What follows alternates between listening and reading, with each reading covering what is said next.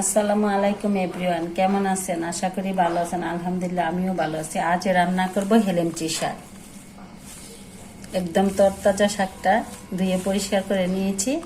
এখন সাথে দিব কাঁচামরিচ আর রসুন কুচি করে নিয়েছি। রসুন দিয়ে আজকে বাগারটা দিব। তো কিভাবে রান্নাটা করতেছি আপনাদের সাথে শেয়ার করতেছি। এখন কড়াইটা গরম হয়ে গেছে, তেলটা দিয়ে দিচ্ছি।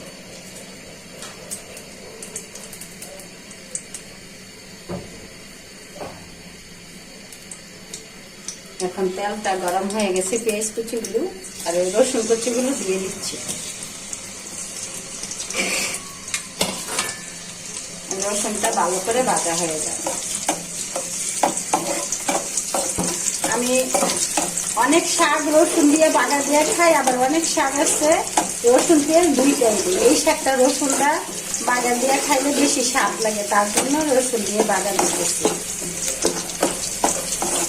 বোনেরা দেখুন রসুনটা কি সুন্দর ভাজা হয়ে গেছে। এখন শাকগুলো দিয়ে দিচ্ছি।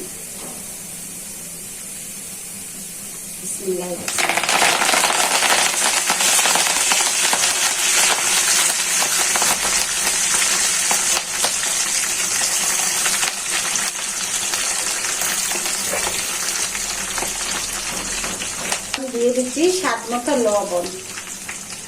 আর বোনেরা এই শাকটা তো আল্লাহ রহমতে চাষ করতে হয় না, এমনিতে হয়। তো ঢাকাতে তো লোকেরা চাষই করে, জমির মধ্যে করে বিক্রি করে। আর গ্রামের বাড়িতে এরকম জ্যৈষ্ঠে আষাঢ় মাসে উঠানের সাইডে জমির আইলে এগুলো সারা বছরই পাওয়া যায়।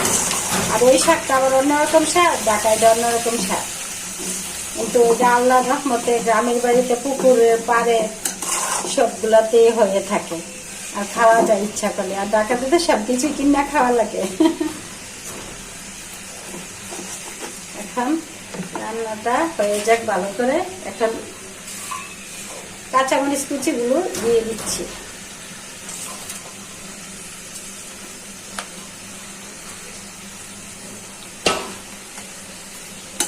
ভালো করে রান্না করে নিই।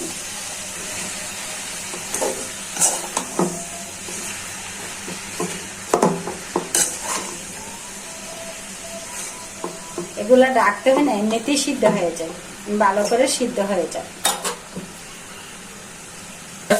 এই যে দেখুন বোনেরা কি সুন্দর হয়েছে শাকটা। সব শাকেই পুষ্টিগুণ থাকে, কিন্তু এই শাকটাতে আর একটু বেশি পুষ্টিগুণ আছে। কিসের জন্য? এগুলাতে সার দেওয়া লাগে না, এমনিতেই অরিজিনাল ভাবে। তো দেখি বোনেরা কিরকম হয়েছে। মাশাআল্লাহ অনেক স্বাদ হয়েছে, অপূর্ব একটা শাক, রুগুনি একটা শাক হয়েছে।